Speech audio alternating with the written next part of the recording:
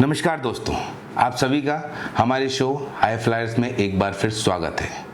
मैं सुनील मुदगल आप सभी का तहे दिल से स्वागत करता हूं। जैसा कि आप लोग जानते ही हैं कि इस शो के माध्यम से हम उन प्रगतिशील small and mid size companies को प्रमोट करना चाहते हैं जिनके मैनेजमेंट की दूरदर्शिता, इनोवेशन और मेहनत की बदौलत आज व्यापार सफलता प्राप्त कर रही हैं और अपने सेक्टर में एक अलग पहचान बना चुकी हैं। जैसा कि आप सभी जानते हैं कि small and mid size companies हमारी इकोनॉमी के ग्रोथ इंजन हैं और कई स्मॉल और मिड साइज कंपनीज भारत को आत्मनिर्भर बनाने में जुटी हुई हैं। इसीलिए हमारे प्रधानमंत्री श्री नरेंद्र मोदी जी ने कहा है कि यदि हमें देश को आत्मनिर्भर बनवाना है तो हमें एमएसएमई को आगे बढ़ाना होगा। चाहे लोकल से वोकल की बात हो या आत्मनिर्भर भारत की, सभी में एमएसएमई और या हम कहेंगे small and mid size companies का महत्वपूर्ण योगदान होगा। इसी क्रम में हम ऐसी कंपनी से आपको रूबरू कराएंगे जिनके यूनिक उत्पादों की बदौलत आज भारत आत्मनिर्भर बनने की दिशा में तेजी से आगे बढ़ रहा है। हम चाहते हैं कि दुनिया को ऐसी उभरती भारतीय कंपनियों के बारे में जानकारी हो। इसी क्रम में आज हम टेक्निकल टेक्सटाइल की तेज विकास करने वाली कंपनी फाइबरवेव इंडिया के बारे में आपसे चर्चा करेंगे। हमारे साथ इस शो में फाइबरवेव इंडिया के चेयरमैन श्री प्रवीण भाई सेठ आमंत्रित हैं। प्रवीण भाई से चर्चा शुरू करने से पहले मैं आपको फाइबरवेव इंडिया के बारे में कुछ अहम बातें बताना चाहूँगा। पहला तो यह है कि इस कोविड महामारी के भीषण संकट में इस कंपनी ने देश को एक ऐसा यूनिक प्रोडक्ट दिया है जिससे हमें हमारे कोरोना वॉरियर्स की जान बचाने में बहुत मदद मिली है और मिल रही है। साथ ही कंपनी का मार्जिन भी अच्छा है। आज की तारीख में कंपनी पर ₹1 का कर्ज भी नहीं है। फाइबरवेव इंडिया पूरी तरह से डेट फ्री कंपनी है। कंपनी की नेटवर्थ भी 150 करोड़ से ज़्यादा है और बुक वैल्यू भी तकरीबन ₹54 के आसपास है। प्रवीण भाई, आपका हमारे शो हाई फ्लायर्स में बहुत बहुत स्वागत है। पहले आप हमारे दर्शकों को फाइबरवेव इंडिया के बारे में कुछ संक्षिप्त में बताइए, उसके बाद हम कंपनी और इंडस्ट्री के बारे में कुछ सवाल करना चाहेंगे। प्रवीण भाई। धन्यवाद। फाइबरवेव इंडिया दुनिया में मैन मेड फाइबर इंडस्ट्री के अंदर एक बहुत ही बड़ा नाम है जो क्वालिटी के लिए वर्ल्ड वाइड जाना जाता है। हमने कंपनी की शुरुआत 35 साल पहले की थी। उस समय हम इंजेक्शन मोल्डिंग, ब्लो मोल्डिंग का काम करते थे, मगर उसके बाद 1996 के अंदर हमने spunbond non woven fabrics की फैक्ट्री चालू की जो इंडिया में सबसे पहली थी एंड ये एक 100% एक्सपोर्ट ओरिएंटेड यूनिट है। प्रवीण भाई, फाइबरवेव इंडिया को तकरीबन 35 साल हो गए हैं पूरे बिजनेस में। अपनी इस 35 साल यात्रा के बारे में कुछ महत्वपूर्ण उपलब्धियां बताइए। हम लोग एक्चुअली ट्रेडिशनल काम में पहले जुटे हुए थे, मगर 1995 के अंदर हमने टेक्निकली बहुत ही बड़ा कदम लिया और spunbond non woven fabrics की फैक्ट्री हमने इंडिया में पहली बार एस्टैब्लिश की। जो फैब्रिक अब तक इंडिया में इंपोर्ट हो रहा था, तो ये इंपोर्ट सब्स्टिट्यूशन का भी काम करता है। उसके बाद हमने मेल्ट ब्लोन की फैक्ट्री 3 साल पहले शुरू की, जिसे क्योंकि उसकी डिमांड पूरे वर्ल्ड में बहुत ही ज़्यादा थी सप्लाई के उसमें, सो 1500 मेट्रिक टन का कैपेसिटी का हमने मेल्ट ब्लोन प्लांट का शुरुआत की। प्रवीण भाई, पहले तो आप हमारे दर्शकों को बताइए कंपनी का बिजनेस मॉडल क्या है और साथ में कंपनी कौन कौन से सेगमेंट में काम कर रही है। कंपनी का मेन बिजनेस टेक्निकल टेक्सटाइल के अंदर है, जिसमें spunbond non woven fabrics और मेल्ट ब्लोन फैब्रिक्स आता है। दोनों ही फैब्रिक्स की इंटरनेशनल में बहुत ही बड़ा डिमांड है और मेल्ट ब्लोन तो वर्ल्ड वाइड शॉर्टेज है और हम 100% एक्सपोर्ट ओरिएंटेड यूनिट है और हमें गवर्नमेंट की ओर से स्टार एक्सपोर्ट हाउस का दर्जा भी मिला है। तो हम एक्सपोर्ट के अंदर, फील्ड के अंदर अच्छा नाम फाइबर वेब का बहुत ही बढ़िया नाम है। सर, कंपनी का रॉ मटेरियल का प्राइस क्रूड बेस्ड है, बढ़ता भी है घटता भी है। जब बढ़ता है तो क्या हम कस्टमर को पास ऑन कर पाते हैं? जी, हमारा रॉ मटेरियल पॉलीप्रोपिलीन है जो क्रूड बेस है, मगर जब भी क्रूड के प्राइस में बढ़ना या कम होना होता है तो प्रोडक्ट्स का प्राइस भी उस तरह से हम एडजस्ट कर लेते हैं जिससे कस्टमर भी उसे एक्सेप्ट कर लेते हैं। सर, फाइबर वेब इंडिया के प्लांट, कैपेसिटी और मैनेजमेंट के बारे में कुछ बताइए। फाइबर वेब इंडिया का फैक्ट्री दमन में है और हम टेक्निकल टेक्सटाइल में 2 सेगमेंट में काम करते हैं। Spunbond non woven fabrics का 5000 मेट्रिक टन कैपेसिटी है और मेड ब्लोन जो अभी 3 साल पहले चालू किया उसका कैपेसिटी 1500 मेट्रिक टन है। और ये दोनों प्रोडक्ट्स की डिमांड पूरे वर्ल्ड में बहुत ही है। मैनेजमेंट का जो सवाल है वो हमारा पूरा प्रोफेशनल मैनेजमेंट है और पहले से ही हमने उस तरह से रखा है। हमारे ख़ास जो स्पेशल मेन आदमी जो है वो भावेश शेठ है जो प्रेसिडेंट है, मिस्टर रविंद्रन जी है, मिस्टर दिनेश मोरी है और मिस्टर मुकेश पंड्या है, CFO है। आपको आपके प्रोडक्ट की बाज़ार में काफ़ी डिमांड है, क्या आपको लगता है कि कोविड महामारी के बाद भी ये डिमांड बनी रहेगी? कोविड महामारी के पहले भी हमारी प्रोडक्ट उतनी ही बिक रही थी जितनी कोविड महामारी के बाद बिक रही है। सिर्फ फ़र्क इतना ही पड़ा है कि कोविड महामारी आने से डिमांड बहुत ही ज़्यादा बढ़ने से प्रॉफिट मार्जिन हैज़ इम्प्रूव्ड और कोई फ़र्क पड़ता नहीं है और फ़र्क कुछ आगे भी पड़ने वाला नहीं है क्योंकि वर्ल्ड वाइड ये चीज़ों की डिमांड जो है वो एवरी ईयर जितनी बढ़ती है उतनी कैपेसिटी नहीं बढ़ती है। सर, आप जिस इंडस्ट्री में हैं उस टेक्निकल टेक्सटाइल इंडस्ट्री की साइज़ और ग्रोथ की क्या संभावना है? साथ ही इंडस्ट्री में कितने प्लेयर काम कर रहे हैं? टेक्निकल टेक्सटाइल इंडस्ट्री में वर्ल्ड वाइड प्लेयर्स है और उसकी डिमांड भी वर्ल्ड वाइड बढ़ती ही जा रही है। हर साल 15% डिमांड बढ़ती है टेक्निकल टेक्सटाइल की और वर्ल्ड में ये डिमांड हमेशा रहने ही वाली है क्योंकि उसके अलग अलग प्रकार के यूजेस बढ़ते ही जाते हैं। सर, कंपनी के प्रोडक्ट और उसकी यूसेज के बारे में कुछ बताइए। कंपनी की 2 प्रोडक्ट्स हैं, उसमें पहले मैं मेड ब्लोन का बताता हूँ आपको। मेड ब्लोन का मेन यूज़ 3 सेगमेंट में, एक तो फेस मास्क जो N95 N99 से जाना जाता है वो फेस मास्क के अंदर यूज़ होता है। उसके सिवा एब्सॉर्बेंट एंड फिल्ट्रेशन में भी उसका बहुत ही अच्छा यूज़ होता है। अब स्पन बाउंड की बात करें तो स्पन बाउंड में 3 सेगमेंट हैं। एक सेगमेंट है हाइजीन जिसके अंदर सैनिटरी नैपकिन, बेबी डाइपर और सर्जिकल किट्स आते हैं।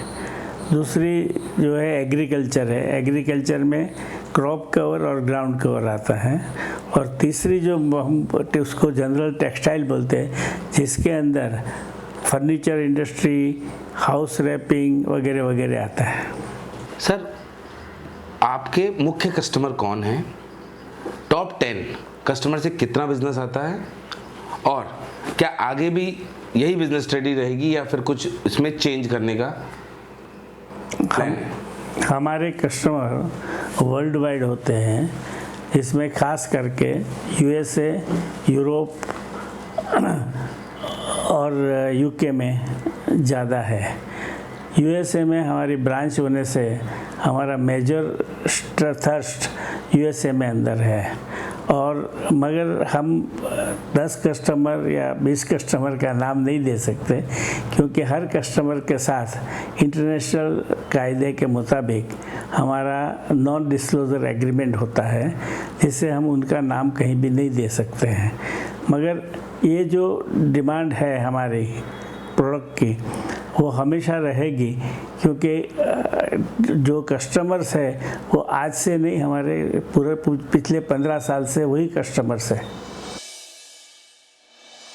सर, कोविड का इम्पैक्ट क्या रहा अपने बिजनेस पे? कोविड का इम्पैक्ट हमारे इंडस्ट्री में अलग अलग पड़ा है, उसमें हमारी कंपनी में बहुत ही अच्छा पड़ा है, इसलिए कि एक्सपोर्ट गवर्नमेंट ने बैन कर दिया तो हमारा एक्सपोर्ट बंद हो गया। मगर हमें विदाउट एनी एडवर्टाइजमेंट और विदाउट एनी पब्लिसिटी हमारी अच्छी क्वालिटी के हिसाब से और वर्ल्ड वाइड हमारा अच्छा नाम होने से यहाँ के इंक्वायरी आती रही, और आज की मिति में हमने करीब 40 नए कस्टमर सिर्फ इंडिया में ही सर्व करते हैं, और इंडिया में ये होता रहेगा और आगे भी यही हम सर्व करते रहेंगे। सर, फाइनेंशियल ईयर 2018 से लेके 2020 तक हमारा टॉप लाइन बहुत ज़्यादा नहीं बढ़ा, उल्टा कम ही हुआ है। इसका क्या कारण है और आगे बिजनेस की क्या संभावनाएं आपको दिखती हैं? इसके 2 या 3 कारण हैं। पहला कारण तो है कि 2018 में हमने एक प्लांट लीज पे लिया था, जिसका प्रॉफिटेबिलिटी धीरे धीरे इतना कम हो गया कि 2019 में वो लॉस में गया, इसलिए हमने वो बंद कर दिया। वो बंद करने से करीब 75 करोड़ का टर्नओवर उससे ही कम हो सकता था। दूसरा ये हुआ कि 2020 के अंदर हमारा प्लांट भी कुछ 40 दिन तक बंद रखना पड़ा था, क्योंकि उसमें मेजर मेंटेनेंस आ गया था और पार्ट्स मंगवाने पड़े थे, इसलिए उसमें थोड़ा कम हुआ। मगर अब आगे प्रोग्रेस होता ही रहता है और होता ही रहेगा। एक ये भी पॉइंट है कि हमारा क्रूड ऑयल का जो प्राइस है तो उससे रॉ मटेरियल प्राइसेस में बहुत ही फ़र्क आता रहता है, और रॉ मटेरियल प्राइसेस यदि डाउन हुए तो naturally the top line also down हो जाएगी। प्रॉफिटेबिलिटी तो उतनी ही रहेगी मगर टॉप लाइन डाउन हो जाएगी, तो उसका वो भी एक रीज़न है जो थोड़ा बहुत फ्लक्चुएशन करता ही रहता है। सर, आपकी इंडस्ट्री के लिए एंट्री बैरियर क्या है फर्स्ट ऑफ ऑल, और आपकी क्या स्ट्रेटजी होगी? यदि नए प्लेयर्स आते हैं, कंपटीशन बढ़ता है, तो अपने आप को बचाने या बेटर बनाने के लिए आपकी क्या स्ट्रेटजी होगी? हमारी इंडस्ट्री जो है वो कैपिटल इंटेंसिव इंडस्ट्री है, और जितनी कैपिटल डालते उतना ही सिर्फ टर्नओवर हो सकता है। इसके हिसाब से काफ़ी प्लेयर को आना बहुत मुसीबत होता है। दूसरा, 3 से 4 साल लगते हैं ब्रांड को एस्टैब्लिश करने का और उसे इंटरनेशनल मार्केट के अंदर एक्सेप्टेबल करने का। इसलिए 3-4 साल तक जो लॉसेस होते हैं वो सहन करने की भी ताकत उसमें होनी चाहिए। ये सब कारणों के हिसाब से, और अभी तो मशीनरी की जो प्राइसेस है वो हमारी प्राइसेस के हिसाब से आप गिनोगे तो आज करीब 1000 बढ़ गई है। तो उस हिसाब से हमें जो एडवांटेजेस है वो एडवांटेजेस नए प्लेयर को मिल ही नहीं सकते हैं। इसलिए नया प्लेयर्स बहुत सोच साच के आएंगे, या तो बहुत ही बड़े प्लेयर्स होंगे वही आएंगे।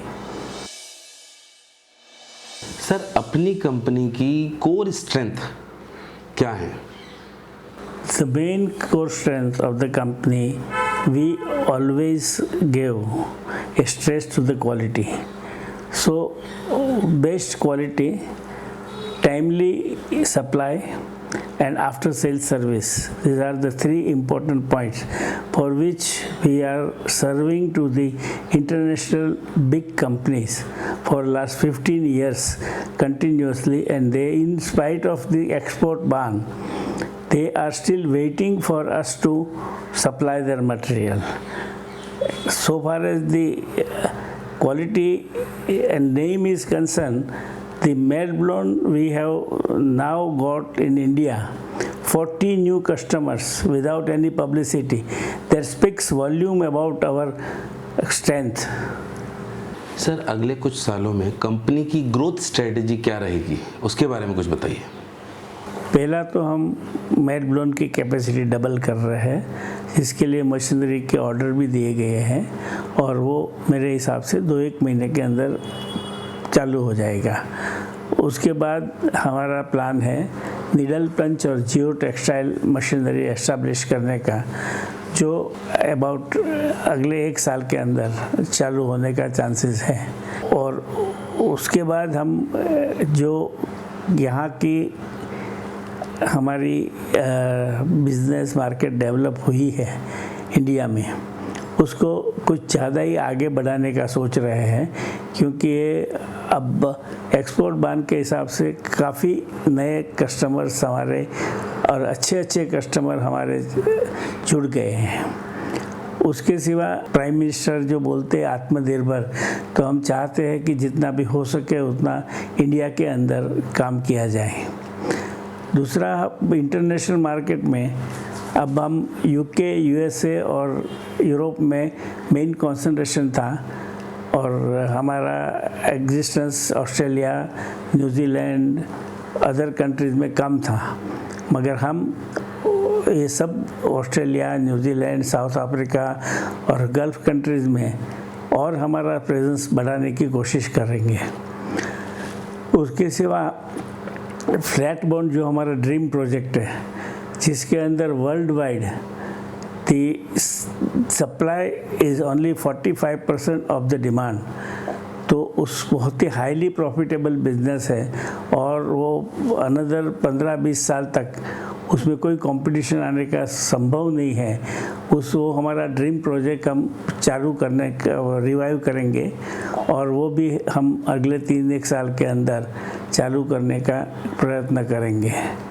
उसके सिवा हम ऑर्गेनिक और इनऑर्गेनिक ग्रोथ के हिसाब से स्ट्रेटेजिक पार्टनरशिप या स्ट्रेटेजिक इन्वेस्टर्स के हिसाब से भी आगे बढ़ने का वो करेंगे।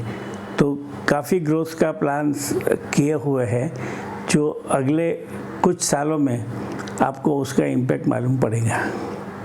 थैंक यू सर, जो आपने हमें अपना अमूल्य समय दिया और हमारे दर्शकों का मार्गदर्शन किया। हमें उम्मीद है कि फाइबरवेव इंडिया और टेक्निकल टेक्सटाइल इंडस्ट्री की उपयोगी जानकारी से हमारे दर्शक लाभान्वित होंगे। हमें उम्मीद है कि सभी दर्शकों को हमारा यह एपिसोड पसंद आएगा। धन्यवाद।